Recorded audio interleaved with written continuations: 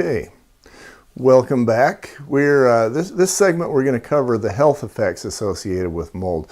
There are a lot of misunderstandings, and I want to use the term old wives' tales. If that's probably not politically correct anymore, but it kind of illustrates what often happens as relates to mold. So the health effects, what it does is it causes lung problems. And your respiratory system is going to be affected by too much mold. According to EPA, the people most at risk of lung issues or of mold effects are going to be the young and the old and the people who are sick, maybe somebody who's got a cancer, especially if it's a lung cancer, or pulmonary issues generally. Those are the people who, as one doctor put it to me, says that sometimes mold is the straw that breaks the camel's back. For example, one of the homes that I did had a leaking roof, and this was the back west corner of the house, and this was the corner that kid was in.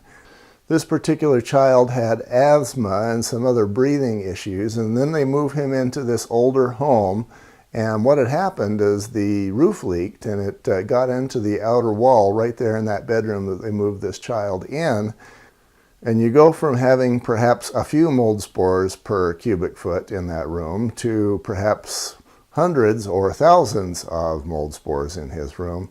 And no sooner did he move into that room than his symptoms got so much worse, and he had to move right back out. Now, as I was preparing for doing this class live probably 20 years ago, I looked up EPA's information, I looked up CDC, I went to Salt Lake and Utah County Health Departments, and then I talked to a couple of lung specialists. And so I went to Salt Lake County Health Department and I said, okay, give me your best story. Their experience was that mold was something that apartment dwellers who wanted out of their contract would claim.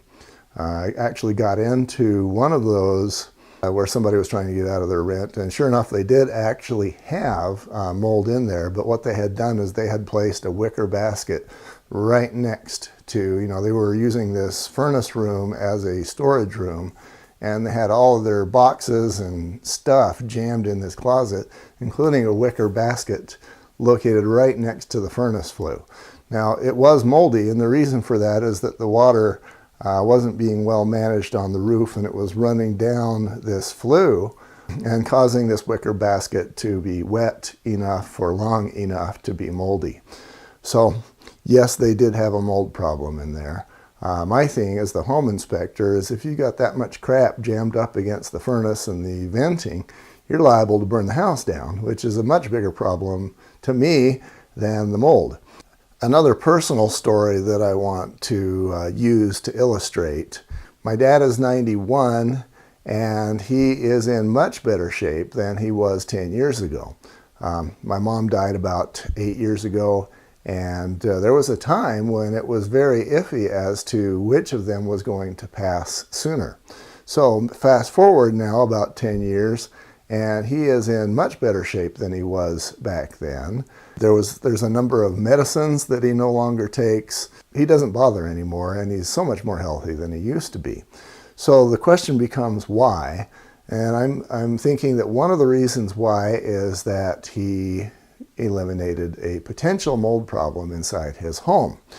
He used to have a swamp cooler, and every summer that swamp cooler was not only bringing in molds from the exterior, but it was creating a certain amount of mold as those pads were being wetted, and then that mold was being blown into the house.